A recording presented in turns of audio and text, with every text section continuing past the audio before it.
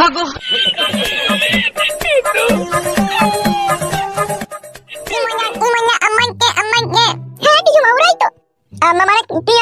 খালি হাতে আইতে আর কমাই নিতু না বাল মুখ খালি হাতে আইতে একটা থুন পারি বানিয়ে নিকো দানা তো নেই দে নারকেল বেগম কেমন আছো? কেমন নারকেল বেগম? ভালোই আছি। তা তো দেরি হয়ে আসছে।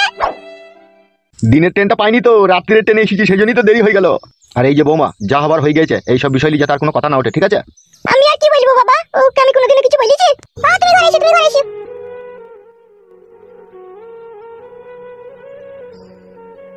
কি গো, কথা মতো বলবে না নাকি এখনো রাগ করে আছো? আমানান চাচু গো, বাপ আমার ভালো আছিস বাপ? হ্যাঁ গো আম্মা ভালো আছি, তুমি ভালো আছো তো? হ্যাঁ বাপ, শোনা আমার কোন রকম বেঁচে আছি বাপ। ওগো তাকাও আমার দিকে একবার। বিবি জান আমার, আমাকে চটি করে মারতে ইচ্ছা হয় মারো, কিন্তু অপমান করো না জান।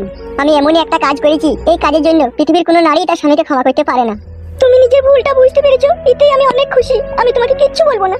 এই কেমন কি গাম্মা, মা কিচ্ছু বলবে না তোমাকে? তুমি যেন অন্য মেয়েকে নিয়ে পালিয়ে যাও না। হ্যাঁ আম্মা। না রে বাপ, শোনা আমার, আমি আর এই কাজ কোনোদিনও করবো না বাপ। কতদিন তোমাকে দেখতে পাইনি আব্বা, আমাকে কেউ একটা টাকাও দিত না, কেউ আমাকে একটা বিস্কুট কিনে দিত না, ক্লিন কিনে দিত না। তুমি বানিয়ে তো কি ভালো হলো আম্মা, এবার আমি ক্লিন খেতে পাবো। বলিস না বাপ, শোনা আমার রে, আমার কলজে ফেটে গেছে বাপ তোদের দুঃখের কথা শুনে। এসো ঘরে এসো।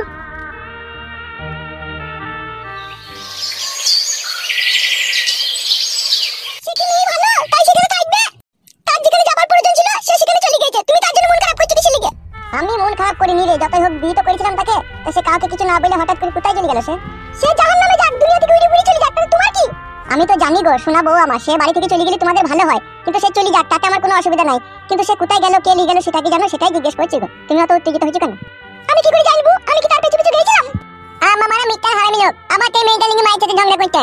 বে আমি তো মায়ের সাথে ঝগড়া করলাম? আমি তো জিজ্ঞেস করছি বে। শালা হারামিকে বদনাম করে মারবো কেন আবার? তোর তো বদনাম করে মারবো বলে হয়ে যাবে নাকি? জানো হয়ে গিয়ে। ও তুমি আমাকে বলো কি বলছো? ও ছোট ছিল কি জানে? তুমি মানুষ হবে না? হ্যাঁ গো, এত বড় একটা তোমার উপর দিয়ে মালট গেল, তা তোমার বিবেক বুদ্ধি হয় না? আমার তো মানে বুদ্ধি নাই, বুদ্ধি নাই কি লোকের মগলি পালাই?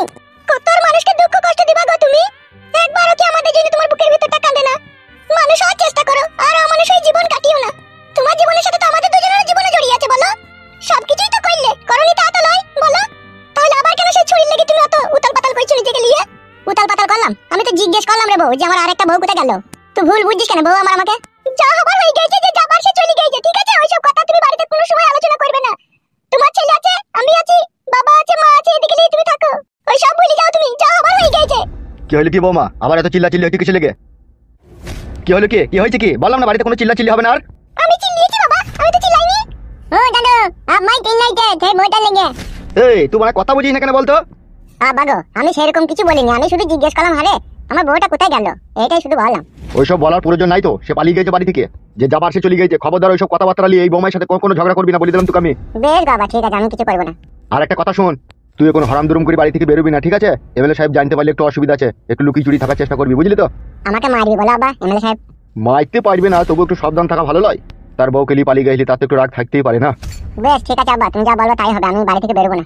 বাড়ি থেকে বেরোবি না সেটা ঠিকই আছে, কিন্তু বৌমার সাথে অশান্তি ঝগড়া করিস না, বুঝলি বাপ? বেশ ঠিক আছে আব্বা। আর বেরোলেও সেরকম কারোর সাথে কোনো কথা বলবি না, চুপচাপ থাকবি। বেশ গো আব্বা, তাই হবে। আর তোমাকেও বলছি বৌমা, খবরদার ঝগড়া অশান্তি করো না। হ্যাঁ মা? আমি ঝগড়া অশান্তি করতে চাই না আব্বা, আপনার ছেলে আমাকে ভালোবাসলেই হবে। এখন তো তোমাকে ভালোবাসতেই হবে, নাহলে তো জানাবে করে চলবে। আমাকে ভালোই ভাই বাবা। ওরে খেপা ছেলে, শোন, বইয়ের মতো বন্ধু পৃথিবী তার কোথাও পাওয়া যায় না রে। কত জীবনে খারাপ কাজ করলি, কত অন্যায় করলি, তাও তোর বউ তোকে মেনে নিল। বইয়ের মতো বন্ধু এই জগৎ খুঁজার দুটো পাবি না রে খেপা, বুঝলি? জি আব্বা জান, বুঝতে পেরেছি। বেশ ঠিক আছে, আর ঝগড়া অশান্তি করিস না জানা। হ্যাঁ বাপ? বেশ বাবা। ওগো চাচু করে আব্বা। কি বলো আমার সোনা বউ?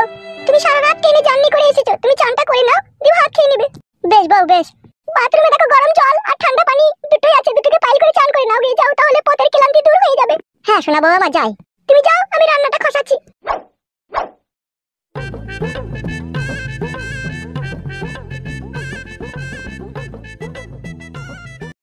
বাবা তোমার মনের মতলবটা কি বলবে? তুমি গত এক সপ্তাহ থেকে বাড়ি ঘর আসোনি, মা চিন্তায় চিন্তায় শরীর আটকানা করে ফেলেছে। আমি আর বাড়ি গিয়েই বা কি করবো? তোর মাকে একা থাকতে বলগা বাড়িতে। মা তো অন্যায় করেছে, তার সাথে আপনিও তো অন্যায় করছেন বাবা। আমি কোনো অন্যায় করিনি, অন্যায় যত করেছে তোমার মা। তুমি কি আমাকেও ভালোবাসো না বাবা? এইসব কথা বাড়িতে বলবে? এই পার্টি অফিসে আসতে বললো তোমাকে? মা পাঠালো, মা বলছে তোর বাবা কেন এক সপ্তাহ থেকে বাড়ি আসেনি, একবার দেখ তো গিয়ে।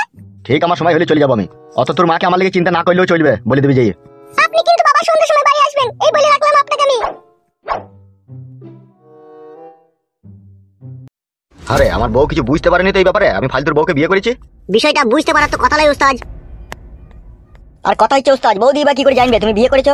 আর উবারা জানলেই বাকি হবে কি, ওকে কি আমি ভয় করি নাকি? বলছি ভিতরে কি আসতে পারি বিকাশ দত্ত বাবু? কে? আমি কেলে পচা। কে পচা? কিলো মাঠপাড়ার কিলো পচা। কি ব্যাপার, কি দরকার? কথাটা সেরকম জটিল নয় বিকাশ দত্ত বাবু, একটু সামান্য পরিমাণ। তাই নাকি? তাহলে শুনি। একটু কাছে যেয়ে বলি। বলছি ভালো আছেন তো বিকাশ দত্ত বাবু আপনি? এই কথাটা বলার জন্য এসেছো নাকি? একটু গোপন কথা বলতে এসেছি বিকাশ দত্ত বাবু। কি কথা, গোপন কথা আবার? ও থাক আর বলবো না, আপনি রেগে গেছেন। কেলামো মারাছিস নাকি এখানে এসে? কেলিয়ে দেবো বাল বেটাকে। কি হয়েছে বলবে? কথা হচ্ছে এমএলএ সাহেব, ওই ফালতুর বিষয়ে আমি একটু কথা বলতাম। পালাবে এখান থেকে। বেশ ঠিক আছে ঠিক আছে। এই তো ফালতুর বিষয়ে কি কথা বলতে চাইছিস? না না কিছু নয়। বড় ভাই কেসটা বুঝতে পারছেন না? এই ফালতু শালা বিশাল ফালতু ছেলে। ওই শালা ফালতু যত ঘর প্যাচ লাগিয়ে কেলে পাচাকে এখানে পাঠিয়েছিল গোপনে কোনো খবর নিতে। এ শালা ফালতুকে দুনিয়া থেকে সরিয়ে দিতে হবে রে, এ যে আরে হাতে লেগেছে।